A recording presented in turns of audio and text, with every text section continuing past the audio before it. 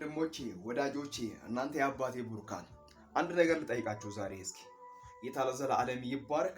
ዓላማችሁ ምንድነው? በምድር ላይ ስትኖሩ ዓላማችሁ ምንድነው? በዚህ ዓለም ላይ ሰይጣንን የምታገለግሉ፣ በዚህ ዓለም ላይ የክፉን ስራ የምታገለግሉ፣ በዚህ ዓለም ላይ ለወንድሞቻችሁ ለወዳጆቻችሁ ክፉ የምትሆኑ ዓላማችሁ ምንድነው? እስኪ ጠይቁ ራሳችሁን። ይሄን ነገር እንደ አሳይመንት ልስጣችሁ። ዓላማ አላችሁ? ዓላማ ማለት ምንድነው? የሆነ ነገር ነድፈን ከዚህ ቦታ ተነስተን እዚህ ጋር እንደርሳለን የምንለው ነገር ነው። ለምሳሌ እኛ ጌታ ኢየሱስ ክርስቶስን አምነናል፣ እንደ ግል አዳኝ አድርገን ተቀብለናል፣ ልጆቹ ሆነናል፣ ከእግዚአብሔር አብ ጋር ተስማምተናል፣ ከጌታ ኢየሱስ ክርስቶስ ጋር ተስማምተናል። ስለዚህ በአብ ቀኝ እንቀመጣለን፣ ወደ ሲኦል አንሄድም ነው ዓላማችን። ምክንያቱም እኔ አሁን ወዴት እሄዳለሁ ተብዬ ብጠየቅ አባይ ያውቅልኛል የምለው ምንም ነገር የለም። እግዚአብሔር ራሱ ያውቃል፣ እኔም አውቀዋለሁ ብያሱ።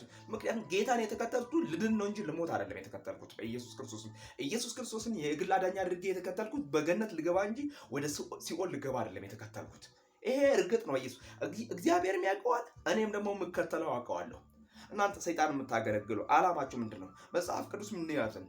የውሸት አባት ይለዋል ሰይጣንን በኢየሱስ ውሸታም ይለውና የውሸት አባት አንተ ሶርሱ ዋናው ነው ይላል በኢየሱስ ክርስቶስን። ስለዚህ ሶርሱን የውሸትን አባት የምትከተሉ፣ ለውሸት አባት የምታገለግሉ፣ ለሰይጣን፣ ለሟርት፣ ለድግምት፣ ለአስማት፣ ለዚህ ዓለም ሲስተም፣ ለጨለማው ኃይላት ገዢ የምትከታተሉ የምታገለግሉ እናንተ ዓላማችሁ የት ለመድረስ ነው?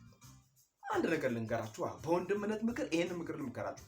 ጌታ ኢየሱስ ክርስቶስን እንደ ግል አዳኝ አድርጋችሁ ተቀበሉና ወደ ጌታ ተመለሱ እንጂ ዓላማ የሌለው ሰው እኮ ምንም ነገር የለውም።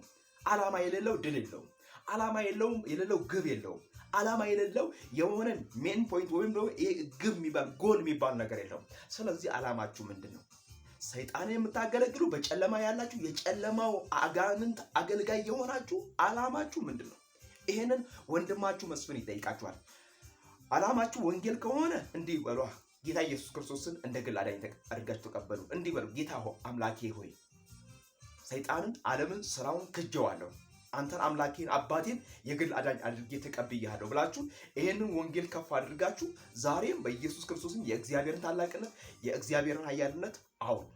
ዓላማችሁ ወንጌል ከሆነ ማለት ዓላማችሁ ጌታ ከሆነ ማለት ነው። ስለዚህ እኛ በየአደባባዩ በየጓዳው በየቤት በኢየሱስ ክርስቶስን የምናስተላልፈው መልእክት እናንተን ከጨለማ የሚገዛ የሚመልስ እንዲሆን ነው እንጂ ወደ ሰይጣን እንድትሄዱ አይደለም። ጌታ ኢየሱስ ክርስቶስ ያድናል። ጌታ ኢየሱስ ክርስቶስ ይታደጋል።